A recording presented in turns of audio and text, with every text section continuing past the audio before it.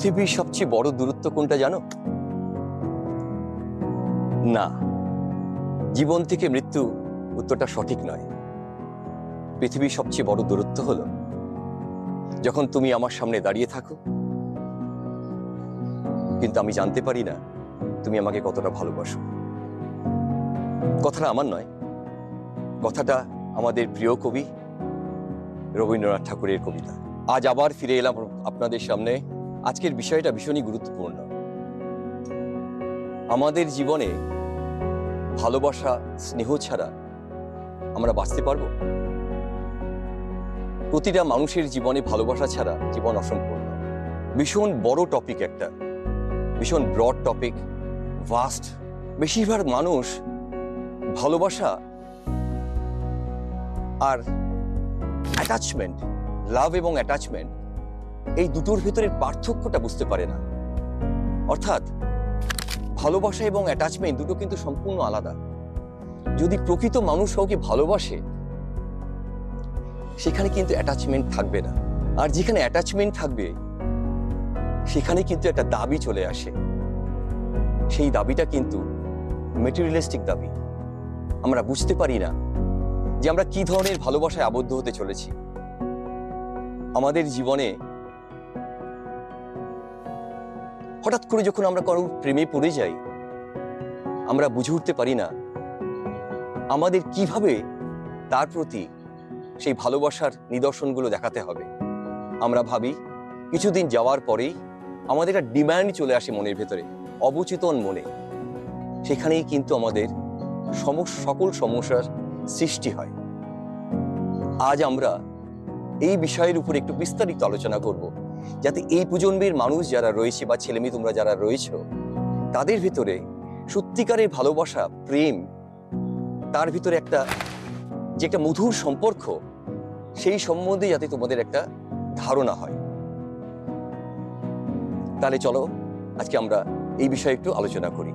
আজ তাহলে আমাদের এর পার্থক্যটাকে নিয়ে আলোচনা করা যাক। প্রেম বলতে আমরা বুঝি কাউকে দেখলাম, কিছুদিন তার প্রতি আমার একটা দুর্বলতা থাকলো, তারপরে তার কাছে গিয়ে প্রস্তাব দিলাম। ভিন্ন প্রথায় প্রস্তাব দেওয়া যেতে পারে। যদি সে রাজি হলো, আমাদের যাত্রা শুরু হলো। যাত্রা শেষ কোথায় জানি না, শুরু তো হয়ে গেল। কোথাও গিয়ে যখন হট করে থমকে যায়, তখনই আমাদের জীবনে যত সমস্যা শুরু হয়। কিন্তু থমকে গেল কেন? কেনই বা থমকে গেল? দুটো ভিন্ন মানুষ, দুই দিক থেকে এসছে, ভিন্ন চিন্তাধারার মানুষ। আমার মতন যে সে আমার মতন করেই ভাববে, তার কোনো কিন্তু মানে নেই, কথা নেই। একটা ডিস্টিংক্ট ডিফারেন্স আছে, স্বতন্ত্র পার্থক্য আছে। অ্যাটাচমেন্টে তোমার কিন্তু একটা এক্সপেকটেশন থাকবে তোমার প্রেমিক বা প্রেমিকার কাছ থেকে। কিন্তু তোমার ভিতরে যদি শুধু ভালোবাসা থাকে, উইদাউট অ্যাটাচমেন্ট, তুমি শুধু দিয়ে যাবে, সেখানে তোমার কোনো চাহিদা থাকবে না। আর যখনই তোমার ভিতরে চাহিদাটা আসবে, তোমাদের জীবনযাত্রা যখন একটু পুরনো হতে থাকবে, সেটা বৈবাহিক জীবনেই হোক, আমাদের রিলেশনশিপ চলাকালীন হোক, তখনই কিন্তু আমাদের মধ্যে সমস্যা তৈরি হয়।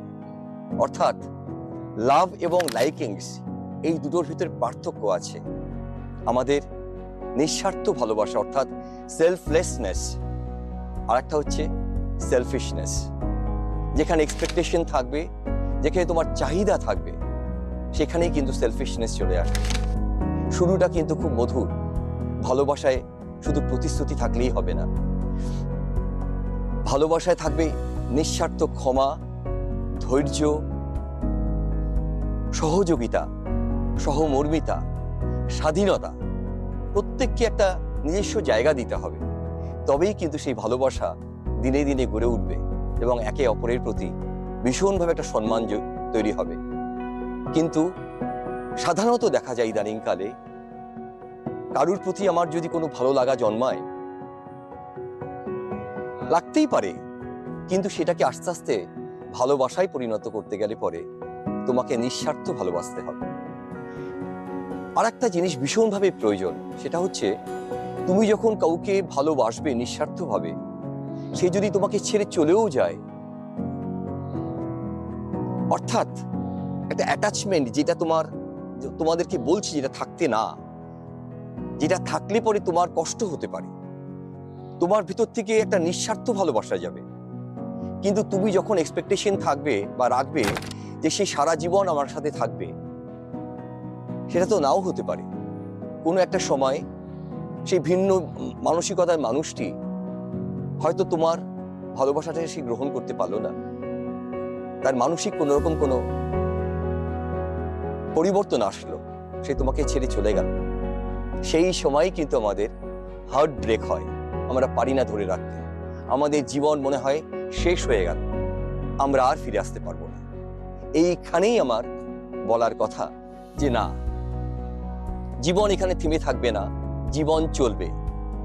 এই মুহূর্তে যারা এই প্রোগ্রামটা দেখছো বা যারা দেখছেন বৈবাহিক জীবনে যাদের অতীব শীঘ্রই বা আগামী দিনে একটা কোনো সমাপ্তির সম্ভাবনা রয়েছে, যদি নিজেকে আগে ভালোবাসতে পারেন, দেখবেন জগতের কাছে আপনার ভালোবাসা দিতে কোনো অসুবিধাই থাকবে না।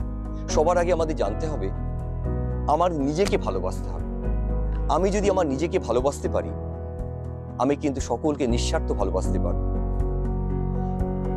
তাই আপনাদের সকলের কাছে আমার একটাই কথা, ভালোবাসায় জাস্ট কতগুলো প্রতিশ্রুতি দিয়ে কোনো সম্পর্কের ভেতরে জড়াবেন না। যে সম্পর্ক আপনাদের জীবনের মধ্যে দিয়ে এখন চলছে, সেই সম্পর্কটাকে আরো দীর্ঘমেয়াদী করতে গেলে পরে আপনাদের স্বার্থ ত্যাগ করতে হবে, অর্থাৎ সেলফলেসনেস হয়ে থাকতে হবে। যেখানেই সেলফিশনেস আসবে সেখানে কিন্তু চাহিদা আসবে। এখনো ভালোবাসাটা পরিণতি হয়নি বা যাদের অলরেডি ম্যারিড লাইফ চলছে, তাদের উভয়ের ক্ষেত্রেই প্রযোজ্য। কিন্তু যদি মনে করেন যে না, আমাদের এই সম্পর্কটাকে দীর্ঘমেয়াদী করতে হবে, তখন কিন্তু আপনাকে স্বার্থ ত্যাগ করতে হবে, আপনাকে সহযোগিতা করতে হবে, আপনাকে ধৈর্য ধরতে হবে। ঝামেলা, ঝঞ্ঝাট, ঝগড়াঝাটি ভালোবাসায় অবশ্যই থাকবে। বিরহ ছাড়া ভালোবাসা হতে পারে না। আর বিরহ আছে বলেই কিন্তু একে অপরের কাছে যেতে আরো বেশি সুবিধা।